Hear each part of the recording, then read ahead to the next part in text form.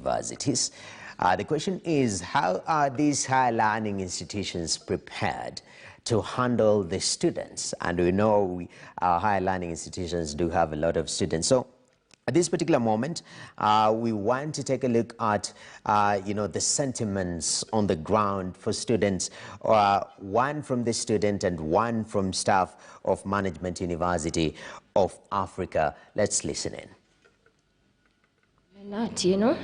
Modera from the Management University of Africa. I'm a student, I'm pursuing Bachelor of Commerce. Right now I'm in the 4th year, and I'm really grateful for the school because I've gained many experience. For example, the school has the flexible mode, that is I can come here face to face or also do the online. The online has its advantages, that is, for example, people who can't come here or reach here, they can access platform that is online very easily. And it's convenient, that is, as compared, for example, for me who undertakes the face-to-face. And also what I can say is that the environment of the school, according to the study, it's very, very convenient for me. It's giving me the more, how may I put it, it's more convenient, like it's not give me the pressure. Then the learning in itself, it's very, very well, and I can't complain about it. And also about the flexibility in terms of education, in terms of payments, in terms of anything that you can find, it's very, very more flexible. And also in terms of curriculums, we have several, but right now we are dealing with that is, we can't go outside because of the situation that we have, but right now we continue with those curriculum internally. And also for our that is our main campus in Kisaju, there's also, I have heard they have started the modeling practices. So those people are interested in modeling or doing this and this, they are free to enjoy it. As for me, the Management University of Africa is the best for me. I can't choose any university for it. I'm Dr. Chancellor, currently the Deputy Vice Chancellor, Management University of Africa. About our university, the new normal we are looking at the moment is the issues to do with addressing COVID-19 protocols, whereby as a university, we have put in place measures like at the introduction, at the entrance points, we have, of course, the can thermometers, which are used to scan each and every person entering the university, including visitors, students, and everyone else. Also, we have set aside an isolation center whereby any person manifesting abnormal temperatures are just looked at that particular point. Within the university alone, there are various points whereby we have put stickers to do with social distancing, and also having also various water points where people can wash their hands, sanitize. The same are also replicated in our Kisaju campus. When it comes to learning, the new normal now, of course, means we can take the normal students in the various classrooms. We have had to reduce the number of our classes so that we comply with the COVID-19 regulations. And of course, this means now we have ended up also introducing the online facilitation of those students who are not able to make to the university, and also in a few to ensure that we do not violate any protocols as far as having the right numbers within the university are concerned. The other new normal we are seeing going forward is the issue to do with facilitation of classes online, and also examinations being done online. That is another new normal we are looking at. When it comes to student supervision, we have also resorted also to have a blend of face-to-face where it is possible, and where it is not possible, we are going online also to facilitate students in their projects. Well, that is Dr. Cheluget, who is the DVC, to Professor Okeyo. So, Professor, the way Dr. Cheluget has highlighted this and clarified, that the water points, first of all, the COVID-19 protocols are on point. Water points, temperature, and whatnot. But the balance now between online classes and, face-to-face kind of interaction, what is the balance between these two moving forward? Yeah, we know that COVID-19 is with us, and it is not predictable when we shall, or whether we shall go back to the old normal. And therefore, we have to face the COVID-19 situation in a very, very tactful and proactive manner. Online learning has been used as an emergency sort of learning process or system. But it is probable that we are going to continue with online learning for a very, very long time. Indeed, as we change from the normal, what we used to call normal classroom face-to-face learning, it was foreseen as a stopgap measure. But now it is looked at as if it is going to be what is going to be used in the future for a very long time. And therefore, the more universities are prepared to provide online facilities, online learning facilities to their students, the better. And this means that they have to have, a reliable internet, which has got enough bandwidth to contain all the learning situations that each university, and each university is unique. The universities that offer more complex subjects, for example, the sciences, the physical sciences, the biological sciences, and other subjects which require more sophisticated sort of processes and systems of learning. So they have to prepare themselves based on their own individual needs as universities. For universities that mainly offer social sciences and humanities, these ones probably are easier because a lot of these subjects under social sciences and humanities can actually be taught through the virtual systems. And our university is a social science and humanities university, so most of our subjects can be taught virtually, but where students prefer, and indeed there are students who prefer to come to the university to learn physically, then we give them that option. So the option is really upon the students. We don't push it down their throats.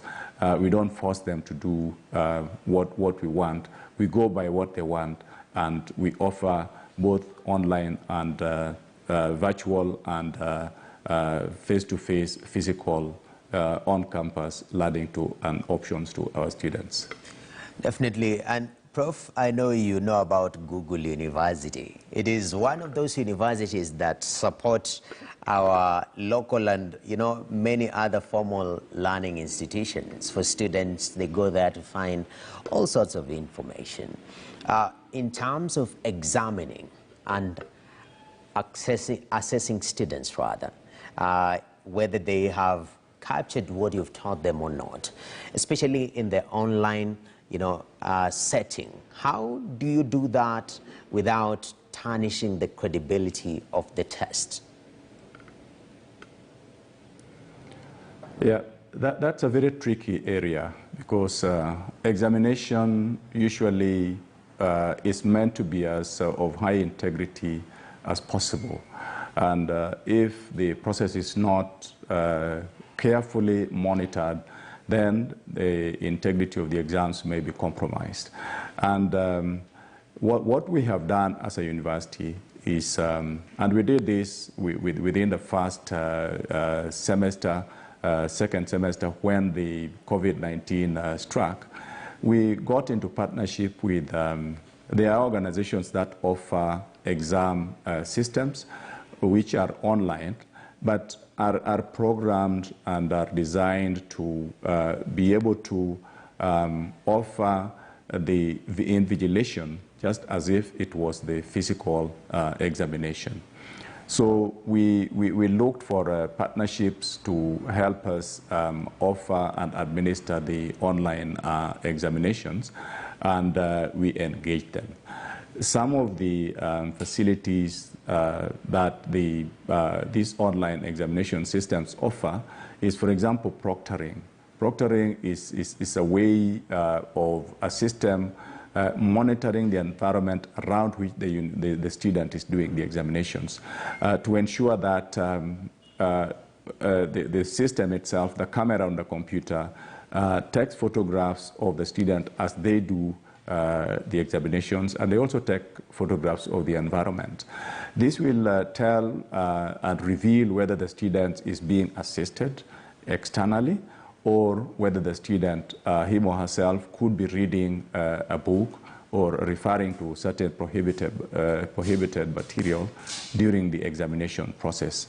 And these photographs which are being taken are sent to the server, and then the invigilators are able to view live as the examination process is going on, and therefore they are able to tell whether the student is compromising the exams or not. But in addition to that, the systems also have the lock capability, where the system locks the browser to the one which is offering the exam only, so that a student is not able to change the browsers to go and start looking up what is in Google, what is in other browsers, and so on and so forth. They cannot basically move away from the exam mode. But even that, I think one thing which is even equally important is the way the exams themselves are set. Because if the examinations are set in a way that it will be possible for a student to refer to some material and then get the answers directly from there, then that is already a compromise, and that is a bad examination. What we have done is, since COVID-19 struck, and even before our university was actually setting examinations which are application and comprehension oriented, there's what we call Bloom's taxonomy, which guides in the setting of the exams. And Bloom's taxonomy starts with knowledge and recall on the left-hand side, and then ends up with application and comprehension on the right-hand side. What is encouraged is a balance of that.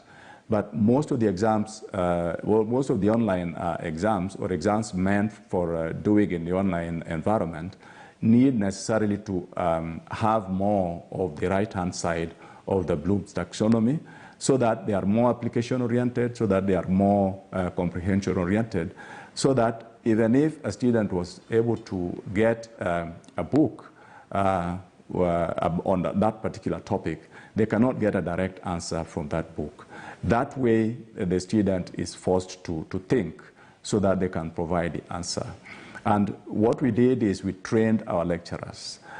We trained our staff so that they are able to set these exams in a way that they are not direct question-answer exams. And it has worked very well for us.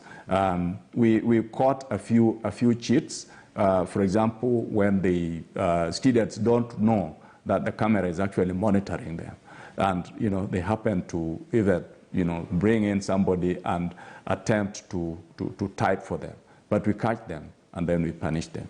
But there haven't been too many of those cases. But the good thing is that where it has occurred, we have been able to catch them, and we have dealt with the situation quite. So at the end of the day, the exams and the results that we get from the online exams in the university are of very, very high integrity, and just as good, if probably not better, than the previous situation where the students had to do the exams physically on the campus. Indeed, that is the power of technology.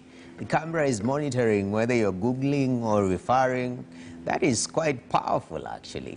That is quite powerful.